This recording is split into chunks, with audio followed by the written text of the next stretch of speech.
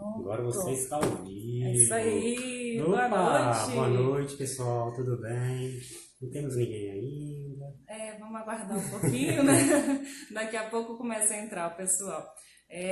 Mas enquanto isso, eu vou explicando porque dos 5 minutinhos de atraso, porque a gente estava com problema no sinal de internet. Pronto, aí temos nossa primeira espectador.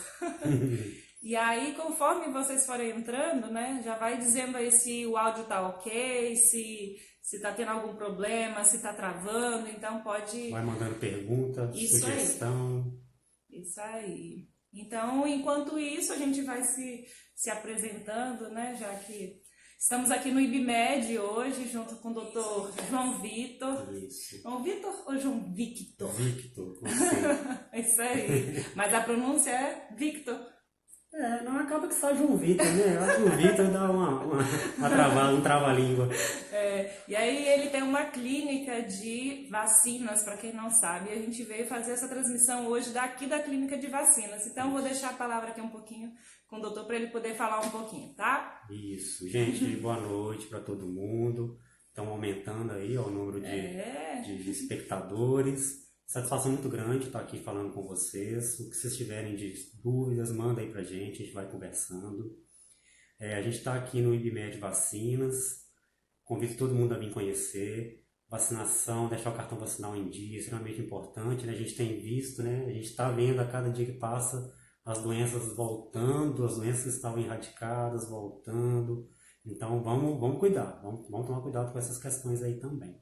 Pois é, e aí eu tive uma surpresa um tempo atrás quando eu perguntei sobre o cartão de vacina do meu filho. Fiquei sabendo que ele não estava em dia, Pois é. Mesmo tomando todas as vacinas da rede pública, Isso. Mesmo assim tem vacinas que protegem, né, contra...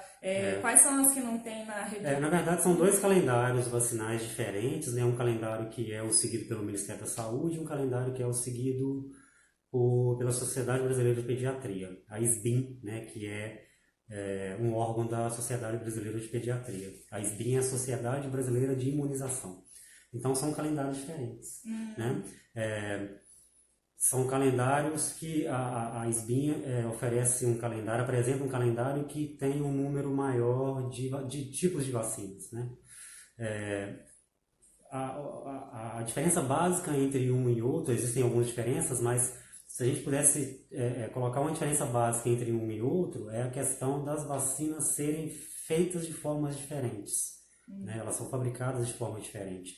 Então, são vacinas que são acelulares, e isso aí já confere a essas vacinas, as que são do calendário da SBIM, um monte de características diferentes. Né? Então, não existe calendário melhor, não existe calendário pior. A gente tem que sempre frisar que o calendário do Ministério da Saúde ele é importantíssimo, né? O Brasil inteiro, todo mundo utiliza o calendário do SUS, né, como referência. O calendário da SBIM é uma oportunidade para quem quer conferir uma proteção a mais, né? Só isso. Então, é importante a gente falar para a gente não querer achar que a gente está desmerecendo um em detrimento ao outro, né? De forma alguma. Todos eles têm a sua importância. Tem que tomar, as do SUS Isso. tem que tomar, mas Exato. tem alguma, assim, que não tem no calendário do SUS, que o senhor acha que seja, assim, mais importante? Existem algumas diferenças que são bem, bem marcantes, né? Então, existem vacinas que no calendário do SUS protegem contra 5 doenças, existem vacinas que no calendário da SBIM protegem contra 6 doenças, existem vacinas que são o mesmo nome em um calendário e no outro, porém o tipo do SUS protege contra menos tipos de doença. Então aí a gente pode citar, por exemplo, rotavírus, a gente pode citar pneumonia, a gente pode citar a meningite. A meningite, então, ela é marcante, né? Essa diferença. Enquanto mãe, eu acho que é uma das doenças que a gente mais tem medo, essa né? preocupação, ela é recorrente, né? Então, só para citar a meningite, porque o tema vacina a gente pode ficar falando ele até a noite, né? E aí, a meningite, por exemplo, que é oferecida na rede pública, ela é uma vacina contra a meningite C, contra um tipo, né, de meningite, né? E as vacinas oferecidas pela SBIM, pela Sociedade Brasileira de Pediatria, elas são vacinas mais completas. Então, a vacina da SBIM, a que a gente encontra nas redes particulares, é uma vacina que é chamada ACWY. Então, ela protege contra o tipo A, protege contra o tipo C, que é oferecido pelo Ministério da Saúde, protege contra o W e contra o Y, isso tudo em uma vacina só. Então, esse é um exemplo. Então, são 4 tipos de meningite. Isso, proteção contra 4 tipos em uma só, ao contrário do que oferece a rede pública, né? Valeu. Bom, vamos lá. Deixa a gente agradecer aqui as pessoas que estão entrando. Algumas já saíram, mas vamos lá. Deixa eu ver. Nossa, muitas pessoas já entraram. O pessoal da Frutíssimo já foi lá? Já, nem posso falar.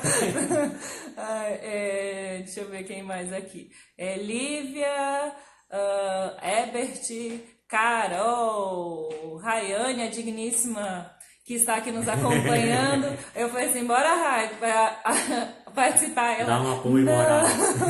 Ela, não, vou ficar aqui só de dando apoio mesmo.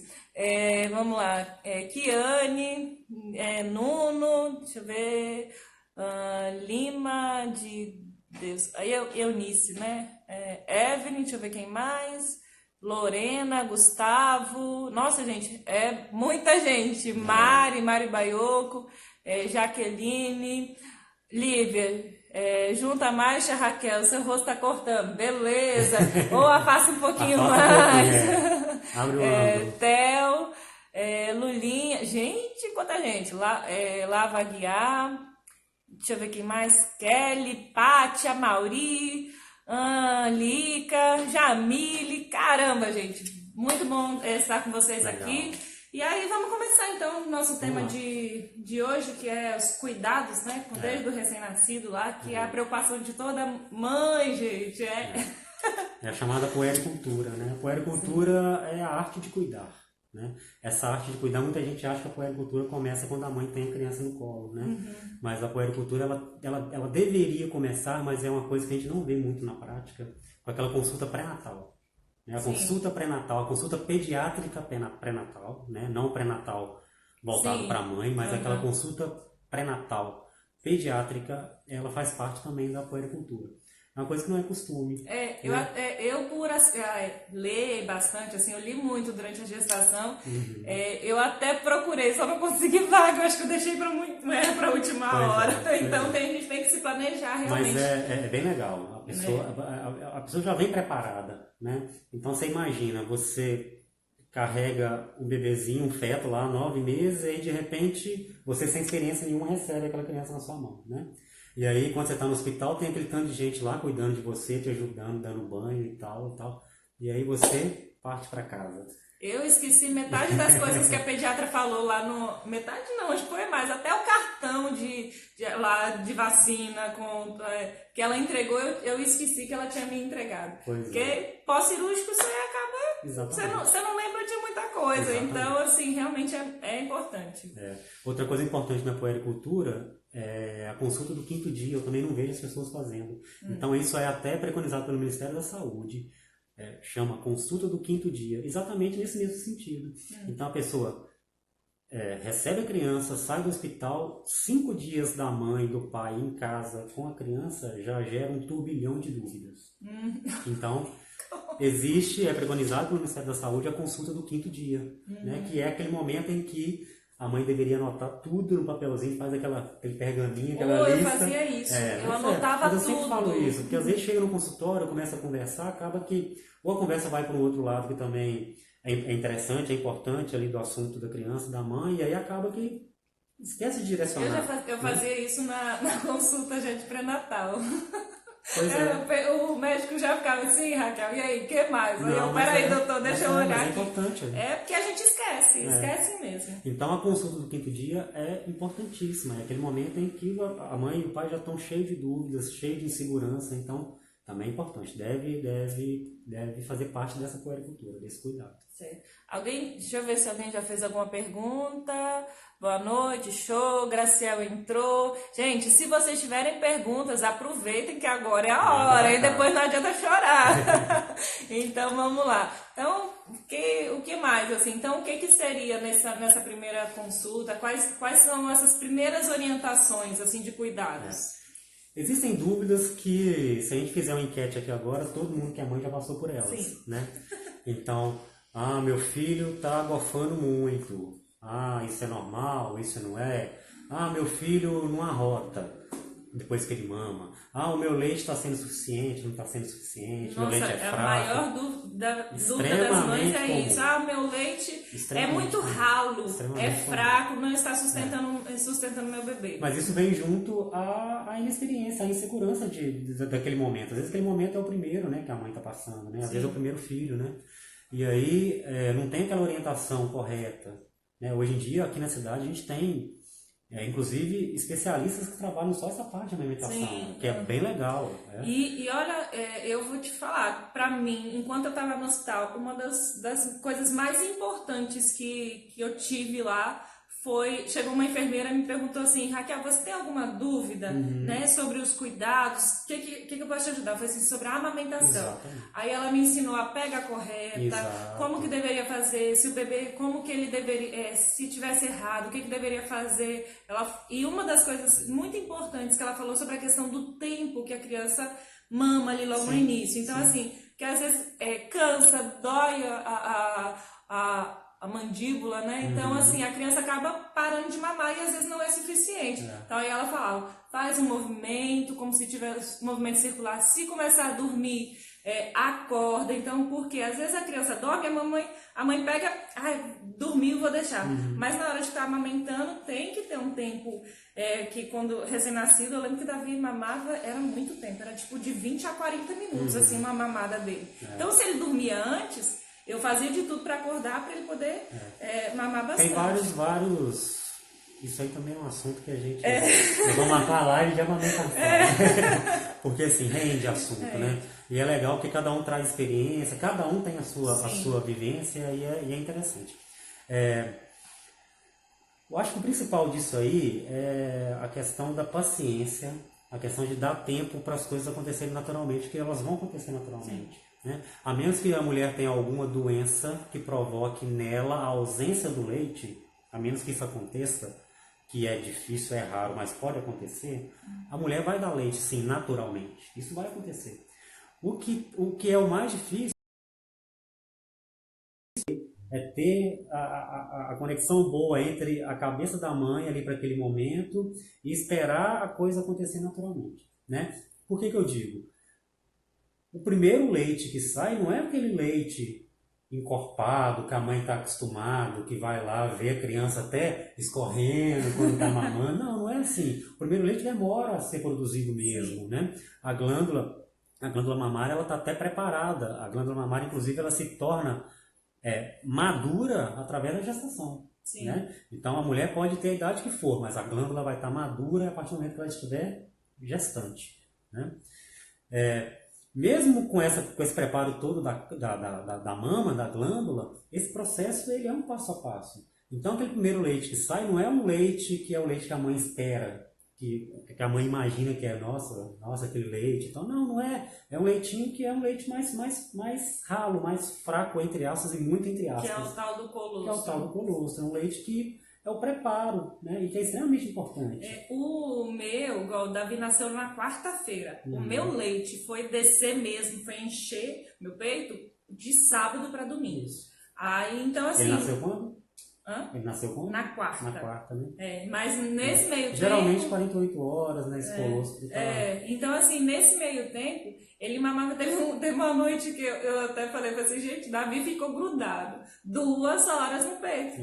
2 horas direto. Então, assim, se eu tivesse me desesperado, né? Pensado assim, eu não estou produzindo... Isso atrapalha. Porque essa ansiedade vai realmente atrapalhar essa descida, essa produção. Então, como eu mantive, né? Eu li sobre isso, que demorava um tempinho para começar a descer, e que esse primeiro leite ele é importante, aí eu mantive a calma. Isso, exatamente. E isso você falou um ponto muito importante, né? A questão psicológica da mãe. Né? O leite, a produção do leite acontece por eixos que são eixos endócrinos que são ativados lá em cima na cabeça para que a mama produza. Então, lá em cima na cabeça. Então, existe uma glândula aqui no centro da cabeça que manda o estímulo para a mama. Se essa glândula estiver sofrendo interferência de estresse, e que não é difícil de acontecer, né? Por isso tudo que a gente já falou até agora, né? Então isso vai ficar mais dificultado. Então tem que ser um ambiente tranquilo, a mãe tem que ser encorajada, a mãe tem que entender que é uma situação que é extremamente importante para ela e para o filho, porque para a mãe também existem vários benefícios, né? Mas se de forma alguma uma coisa tem que ser imposta, não deve se impor isso. A mãe não pode se sentir obrigada a fazer isso, porque vai ter um feedback negativo nisso aí que não vai fazer com que a coisa saia bem, né? Mas é um processo que cada um tem o seu tempo, assim, né? E nem todas vão conseguir. Às vezes não é por questão de ansiedade, às vezes é algum outro fator, mas e o que deixa a gente, assim, nasce uma mãe, nasce a culpa. Então a gente se sente culpada. Mas também isso aí não precisa. Se não acontecer, não descer o leite e a criança precisar de mamadeira, beleza, melhor do que passar fome, né? O mais importante é não sentir esse ato como uma obrigação, né? Isso não pode acontecer nunca. Isso tem que ser e é muito legal, porque a única coisa que só a mãe pode fazer pelo filho é amamentar. O resto, tudo, o pai ajuda, troca a fralda, tudo. Agora, se tem uma coisa que a mãe pode fazer e só ela é amamentar. Então, não tem nada que aumente mais o vínculo mãe-filho do que a amamentação. É o ato que estreita mais a relação entre mãe e feto, é a amamentação. Então, é uma coisa que é bem legal. Com certeza. Bom, vamos lá. Teve algum comentário aqui? Deixa eu ver. Introduzir ao meu bebê a fórmula, mas ainda amamento. Teria como voltar apenas com leite materno? Ele tem 4 meses. É uma pergunta difícil. É uma pergunta difícil. Não é impossível, mas é difícil. Porque a criança começa a desenvolver outros sentidos ali do paladar que depois... É a mesma coisa da mãe que antecipa a introdução alimentar da criança.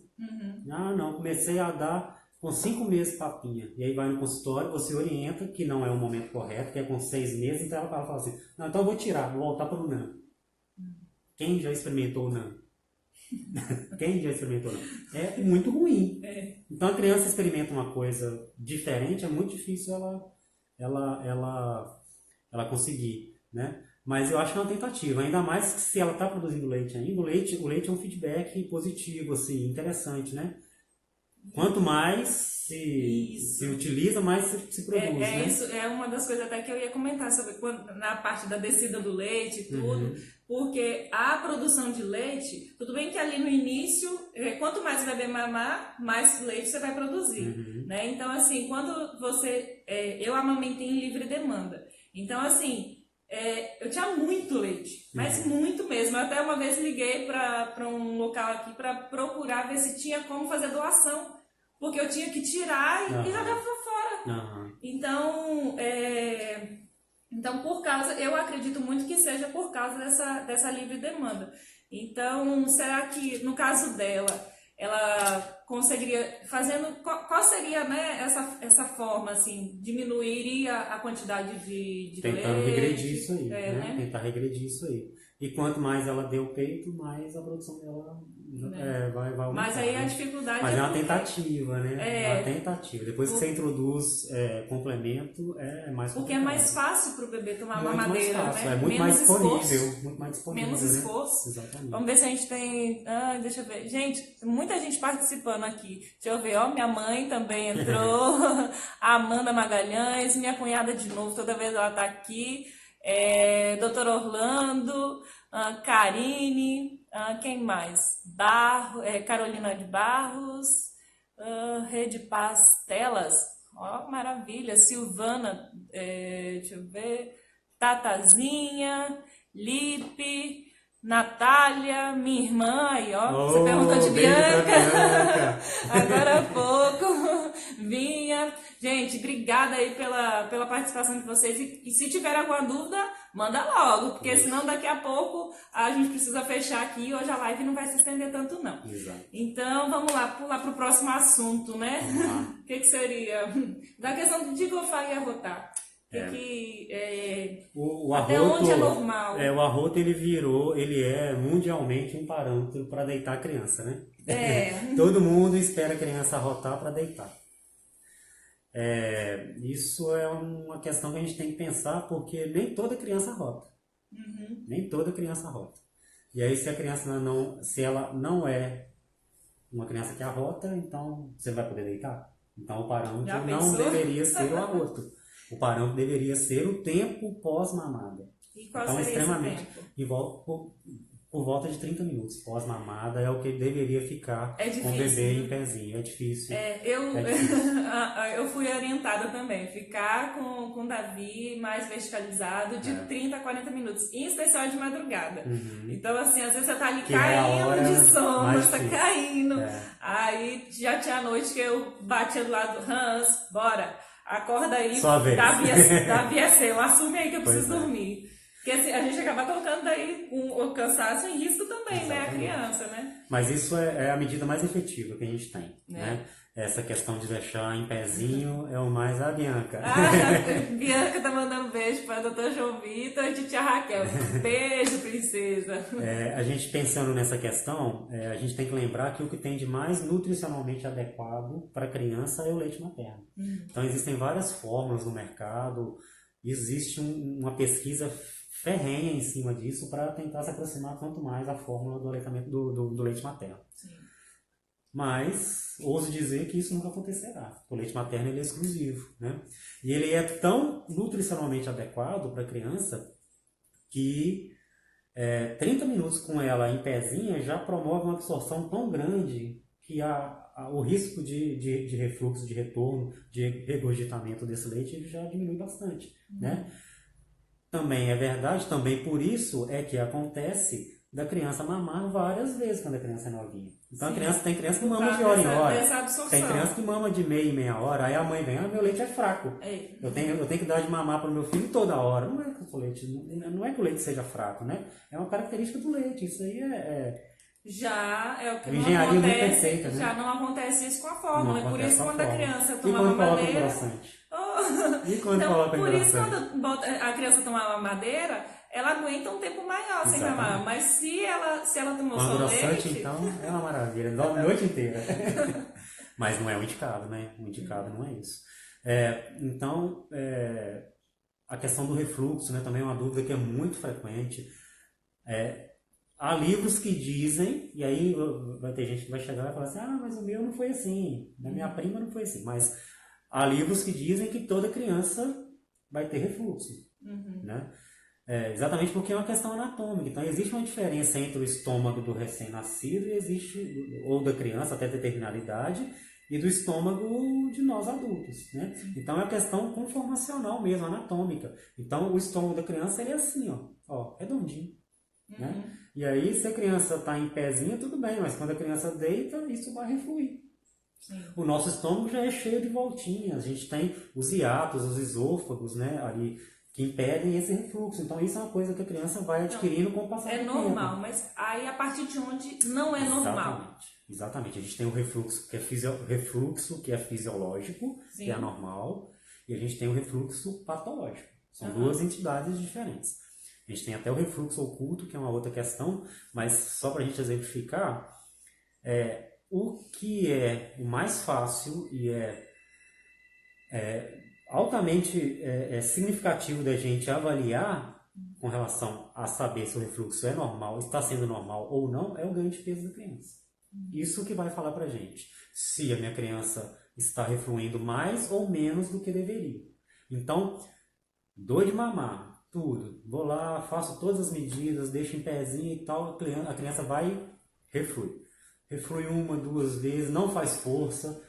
Uma característica importante do refluxo é aquilo que sai espontaneamente, né? Sim. Então, é diferente do vômito. O vômito é uma coisa que é mais tem uma força a mais, né? Um jato. Então, vai lá. Chega lá no consultório, meu filho está agofando muito. Vamos ver o peso dele? Vamos. Foi lá, pesou. O peso dele está lá, normalzinho no gráfico, né? Importante falar sobre os gráficos, extremamente importante marcar lá todo mês. Então, tá lá, ganhando peso. Mês que vem, tá golfando? Tá, vamos ver se ele ganhou peso? Foi lá, marcou, tá lá na curva certinho, ganhou peso. Então a gente pode suspeitar, a gente pode inferir que aquele refluxo está sendo fisiológico. A criança está voltando só o que ela não está precisando para poder se desenvolver, para poder crescer. Então, tá ganhando peso? Tá acompanhando a curva direitinho? Então, uma curva ascendente, aquela curva bonitinha, beleza, não tem problema nenhum. A criança não está ficando irritada à noite, porque às vezes a criança tem um refluxo que é o oculto, e você nem vê o refluxo, mas a criança reflui, às vezes não exterioriza, mas ela pega e volta, e reflui. A criança não consegue dormir, fica irritada, aí já é uma outra questão. Mas aquele que você consegue ver, é facilmente identificado se ele é fisiológico ou não, só pela medida de peso. Pronto. Extremamente importante esse acompanhamento. Bom, acho que, deixa eu ver aqui se tem mais alguma coisa. Pronto, por enquanto, ninguém tá perguntando aqui nada. Então vamos, Adriele, né, entrou agora. Qual o outro assunto, né? Qual é o próximo ponto? Uma coisa que deixa as mães de cabelo em pé é a febre, né? Eu tava esperando exatamente esse tópico, porque o que a gente sempre ouve falar, espera 72 horas a partir da primeira febre, né? Começou a febre, para levar no pronto-socorro. Mas é difícil pra gente, enquanto mãe, ver ali nosso filho, nosso pequeno igual o meu, quando tá com febre, aí fica lá todo amoadinho, e é uma criança bem ativa. Então, assim, por que tem que esperar essas 72 horas? Em primeiro lugar, eu acho que o lugar de mãe preocupada não é em casa. O lugar de mãe preocupada é no hospital. Se isso vai trazer para ela um alívio, eu acho que a mãe nunca deve ficar em casa. Por mais que a recomendação seja esperar 48 horas, 72 horas para que se leve no hospital, né? Quem tem que falar que está tudo bem é a gente que está lá, né? Não é a mãe ficar lá remoendo isso e tal. Então, o primeiro ponto é esse. É muito comum que a febre seja o primeiro sintoma. E depois da febre vem aparecendo a causa da febre. Isso é extremamente comum, né? Então, às vezes, leva, avalia e tem 12 horas de febre. Não deu tempo ainda de mostrar a causa da febre. A febre já apareceu, mas o motivo da febre às vezes não apareceu ainda. Então, mas independente disso, é extremamente importante a avaliação. Tem que avaliar. Porque isso é assim, mas não é regra, né? E aí pode ser uma garganta que já apareceu, pode ser um ouvido que já apareceu, tá, ele vai continuar ali até daqui a mais 24 horas, mas aí já são mais 24 horas de sofrimento, de febre, e a criança fica lá prostrada. A gente tem que lembrar que a febre não é doença, a febre é um sinal. É um sintoma. Né? Existem linhas, inclusive, que dizem para não medicar a febre, por exemplo, né? A mãe fica doida. Não consigo, não. Apareceu primeiro, porque assim, Davi, eu sei que quando ele começa a febre dele, quando eu vejo 37,3, tá vindo alguma coisa aí, porque não é normal, porque aí logo já sobe, e quando é garganta, para baixar a febre, olha, é difícil. Às vezes intercalando remédio de 3 em 3, mesmo assim, você controla, mas não abaixa.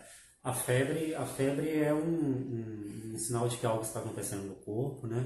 Então, existem linhas, como eu disse, que preconizam não tratamento, porque a própria elevação da temperatura promove o extermínio do que está causando a febre, né? Então, a linha de pesquisa tem esse pensamento. Como se ela fosse tipo um tratamentozinho, que ela combatesse aquela o aumento da temperatura já mataria a bactéria, já mataria o vírus e tal. Mas é complicado, é complicado. O mais importante é sempre procure serviço médico, independente de uma coisa ou outra. É claro que o ambiente hospitalar também não é um ambiente muito saudável, então assim, tem que ter um misto de entendimento e de saber até quando a preocupação ali é uma preocupação que vai te incomodar muito ou não. Então, assim, é uma coisa que é complicada a gente chegar no consenso. Mas, enfim, a recomendação é que se espere pelo menos 48 horas para que se leve no hospital. Essa é a recomendação. Exatamente porque a chance de não ter aparecido nada ainda existe. E tem as que não ficam satisfeitas só com a avaliação médica, né? que também é válido. Mais uma vez, quem vai voltar com a criança para casa é a mãe e o pai, né? Quem tá lá, né? E aí tem as que pedem para poder fazer um exame, então a chance também de não positivar o exame é grande, assim como não positivou, como não apareceu nada no exame físico, né? Então acaba que é uma coisa que é complicada. A gente deve manejar direitinho. Tem que pensar, tem que conhecer o filho, né? Eu acho que isso é importante, é observar, a gente tem que conhecer, saber se ele tá igual, tá uma febre, ele tá, às vezes tá ali brincando e tudo, né? Igual esses dias, o meu começou com febre. Aí eu falei assim, é garganta. Vamos de anti-inflamatório. Aí comecei, aí eu consegui aguentar mais de 48 horas sem trazer no hospital. Mas aí quando a febre daí já começou a subir um pouco a mais. E já quase 72 horas medicando, eu falei assim, e eu percebi também pelo hálito dele, logo vem um cheirinho característico, eu falei assim, não, essa inflamação aqui não vai sarar só com anti-inflamatório, vai ter que ter um antibiótico aí. E aí, infelizmente... A verdade é que a percepção e a queixa da mãe, ela sempre tem que ser valorizada, né? Que é a gente que fica, né, ali com o bebê. Vamos lá, temos comentários da minha mãe. Eu também mando um beijão pra Raquel, pra Rafa do Tacho. E também um abraço pro doutor, da Bianca. Porque ela falou muito bem dele, que está cuidando bem dela. Oh, que fofo. Tada, ela entrou, deixa eu ver aqui, a Kelly que tinha perguntado, né? Quando dei a vacina de 4 meses, fiquei 2 dias com meu pequeno embaixo do chuveiro de 1 em 1 hora para baixar a febre. Essas vacinas, quando Davi tinha 1 mês e pouco, eu já comecei a sofrer já, antes de chegar aos 2 meses, já quase 1 mês de antecedência eu já fiquei sofrendo já. A febre é difícil. E a Lei, deixa eu ver, muito bom esse esclarecimento sobre a febre. Realmente é algo que preocupa as mamães. Graças a Deus que Bianca ainda não me deu essa preocupação. Que bom, viu? Bom mesmo. É maravilha. Davi já teve a primeira infecção de garganta com 9 meses, idade Bianca. Nossa. Encheu de placa, e aí foi febrão, e eu tava viajando, pensei, aí eu fui preocupação à distância. Não, aí eu fui que tava lá na casa dos meus pais, né? Então, assim, a cidade interior, e aí eu fui no pronto-socorro lá, só que não tinha pediatra, né? Aí o médico queria dar bezetacil. Eu falei assim, não dou, porque dói demais. Eu falei assim, não. Aí eu falei assim, vou mandar mensagem pro pediatra. Se o pediatra dele falar que é a única, porque eu não tinha passado por essa situação, não sabia qual era a conduta, né? Eu falei assim, só se o pediatra falar, é a única solução, aí você dá. Mas fora isso, se tiver outro tratamento, eu dou, porque eu prefiro dar oral do que dar essa vacina, que dói demais. Dói muito. Ainda bem que resolvemos com antibiótico oral. Vamos lá. Tem mais algum tópico que a gente pode abordar? Tem alguma dúvida? Não.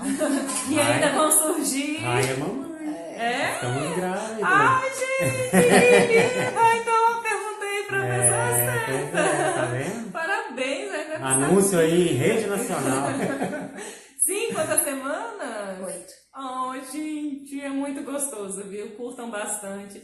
E é uma coisa assim, eu sei que enquanto médico, né? Você sabe, né, muito sobre cuidar de bebê. Mas, gente, mesmo sabendo tudo sobre os cuidados, quando tem o filho, é diferente. Esquece tudo. É diferente. E assim, aí vocês realmente vão entender, né, o nosso lado, né, enquanto mãe e pai, as nossas preocupações, que às vezes a gente... mas poxa, tá se preocupando por causa disso, né?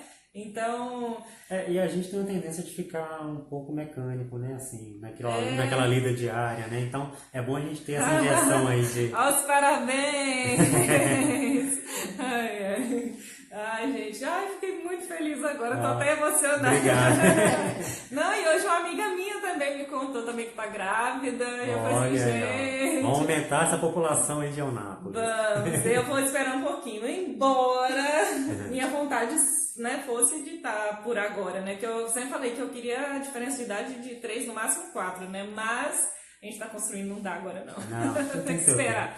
Tem que esperar. E dá muito trabalho. Bom, então, mais algum? É isso, eu acho que o acompanhamento médico para o crescimento adequado da criança ele é fundamental, né? Então, vamos fazer. Eu acho que a criança ela deve ser acompanhada de perto e mensalmente. Então, preconizado pelo Ministério da Saúde nem é isso, né? O Ministério da Saúde preconiza que sejam feitas duas, uma consulta a cada 2 meses, até os 6 meses de idade. Depois que passa isso, uma consulta até os 12, depois isso vai se espaçando um pouquinho mais, né? Eu Mas fiz uma consulta por mês, até eu um acho ano. fundamental. Todo mês a criança deixa de fazer alguma coisa e começa a fazer outra. Né? Então a criança nasce cheia de reflexos, né? Aquele reflexo do susto que todo mundo já viu, a criança recém-nascida, né? Os reflexos de fechar a mãozinha, de fechar os dedinhos do pé. Então a criança já nasce fazendo algumas coisas e ela vai deixando de fazer com o passar do tempo. Né? A gente tem que acompanhar o ganho e a perda desses reflexos que são fisiológicos da perda. Né? Então a criança sendo acompanhado todo mês, a gente consegue, à medida que não encontra a evolução de alguma coisa ou não encontra a perda que ela tem que ter, consegue intervir para que isso não seja levado à frente por muito tempo. Né?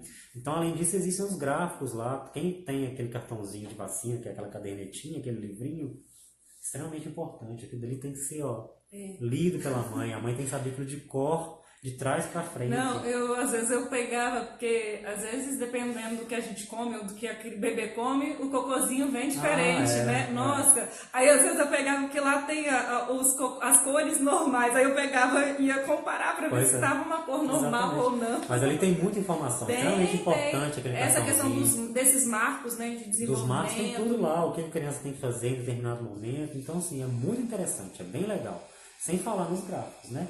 Então naquela cadernetinha a gente tem gráfico de peso, a gente tem gráfico de altura, a gente tem gráfico do tamanho da cabeça. Então isso tudo serve para que a gente tenha parâmetros para a gente poder acompanhar o crescimento e o desenvolvimento da criança. Então é extremamente importante que isso aconteça. Puericultura é isso, é o acompanhamento da criança, né? É a arte de cuidar, é cuidar do desenvolvimento, cuidar do crescimento, acompanhar para que tudo corra da melhor maneira. Agora eu tenho uma dúvida. Quando é que a criança pode começar a fazer alguma atividade física, algum esporte? Então, isso é muito relativo, depende do tipo de exercício, né? Depende de indicação. Então, uma coisa que tem sido cada vez mais comum no nosso meio, toda vez que você é idosa, eu quero fazer um exame, check-up no meu filho. Toda criança, é modo de falar, mas existe um número muito grande de crianças que tem colesterol alto, por exemplo. Eu trabalho com crianças, né, e realmente a queixa de mães, né, porque normalmente eu lido mais com as mães, né, que os filhos, criança de 4, 5 anos, a queixa aparentemente, né, com um físico, né, magro, que está com colesterol alto. Então, assim, nesses casos, a indicação de atividade física, mesmo que seja de uma forma mais lúdica, ela pode ser adiantada. Porque o que queima o colesterol é a atividade. Né? O colesterol é o nosso combustível, né? Então, o que faz a gente perder o combustível é o movimento. E a natação? Pode a partir de quando? Natação depende. Existem modalidades, existem escolas que já permitem bem novinhos, desde que esteja acompanhado com... Tia Raquel pega a partir de 6 meses. Exatamente, bem novinho. Então, assim, é fenomenal. É fenomenal, é muito interessante, ajuda muito no desenvolvimento motor da criança, propriocepção, melhora o sistema respiratório da criança, é fenomenal. Agora, uma das grandes aí, que assim, não é muito a minha parte, né, mas que é a dúvida dos pais e de mães e o ouvido? Vou mergulhar, não quero que meu filho mergulhe porque vai entrar água no ouvido e vai inflamar. E aí? Isso é bem relativo também. Né? Infecção de ouvido, na grande, sabe qual que é a principal causa de infecção de ouvido? A principal, não é entrar na água, não é nada, senão a gente teria muito mais casos. Mas a principal causa de infecção de ouvido é resfriado, gripe. Né? Então fica muito congesto, e aí aqui é tudo muito ligado, né? Começa a crescer bactéria por causa do catarro e começa a infeccionar tudo que tiver à volta. Né? Então, assim, é muito relativo. Né? Existem pessoas que nunca tiveram problema porque entram na água. Sim. E isso... É porque eu acho que o que gera maior essa dúvida, né? Porque quando o bebê nasce, todo mundo fala, tem que cuidar para não entrar água no ouvido e não sei o quê. Mas isso porque o canal auditivo ainda está em formação, né? Logo A nesse... questão anatômica é diferente, né? Eles estão posicionados anatomicamente diferentes. Eles não têm a curvatura ainda normal, né? É normal, né? Mas a curvatura que tem quando no adulto, né? Então, assim, são todas outras questões que influenciam também. Tem mais ou menos uma fase, assim, para dizer assim, o canal auditivo, ele termina de se formar que período? Até 3 anos é um padrão muito, muito de bebê, até 3 anos. Depois de 3 anos já começa a ficar um pouco menos diferente esse padrão, um pouco menos inclinado. Depois já começa a alongar mais fácil, já começa a desenvolver mais, então isso tudo vai desenvolvendo junto, né? Então, mais ou menos nessa época. Pronto, vamos ver aqui. Acho que tem mais alguns comentários. A Natália, a Thaisa, falou, são os mineiros povoando Eunápolis. Nossa, e como tem. Ela falou, há um ano atrás tive a sorte de ter meu menino com 1 aninho atendido pelo Dr. João no Ramos e rapidamente diagnosticado e tratado com a virose pé, mão e boca. Período tenso em que a ajuda do doutor foi essencial. Verdade, né? Nossa, e teve uma... Teve uma que foi febre mesmo. Graças a aí. Deus, Davi, essa aí ele não pegou, não. Então, mas realmente, gente, eu comecei assim, a admirar muito o Dr. João Vitor por quando ele atendia a gente no Ramos, pela atenção, o cuidado de, assim, o que eu fiquei muito, assim, enquanto mãe, assim, que eu gostei muito foi o carinho. Então, assim, quando ia examinar, Davi tinha medo, né? Porque até teve uma vez que ele tomou a vacina e aí associou, né? Isso, né? Associou. Então, ele toda vez que ia consultar, chorava. Mas com o doutor, não, passou, porque ele pegou, falou, não, olha aqui, não sei o que, foi toda a atenção. Então, ajuda o tio. Ajuda o tio, olha aqui, pega aqui pra mim, ouve você. Então, enquanto mãe, isso faz muita diferença. E pra ele também, né? Pra criança também. Mas, assim, aí o olhar da gente muda. Até comentei, falei assim, aí minha irmã, Raquel, e aí? Eu falei assim, olha, eu indico fulano, fulano e fulano enquanto mãe. E até porque hoje Bianca, minha sobrinha, é paciente de Dr. João Vitor. E minha irmã está extremamente satisfeita. Mas é isso, galera. Eu quero aqui agradecer vocês, né, por participarem. Rai por ter vindo aqui acompanhar a gente e principalmente ao doutor por sei que o dia não deve ter sido fácil, cansativo. Eu tô até meio com o olho meio fechando. Pois é. Então, assim, muito obrigada por ter trazido esses esclarecimentos pra gente. Não, é sempre muito gratificante, né, a gente poder... existem coisas que a gente divide e ao dividir a gente multiplica muito, né? Então, assim, é gratificante. Sempre que precisar, sempre que tiver algum assunto, alguma dúvida, pode contar que nós estamos às ordens. Obrigada. Beleza? Então, gente, boa noite. A gente vai ficando por aqui. Espero que vocês tenham gostado e que tenham tirado algumas dúvidas, tá bom? Então, precisando, a gente está aqui. Beijo!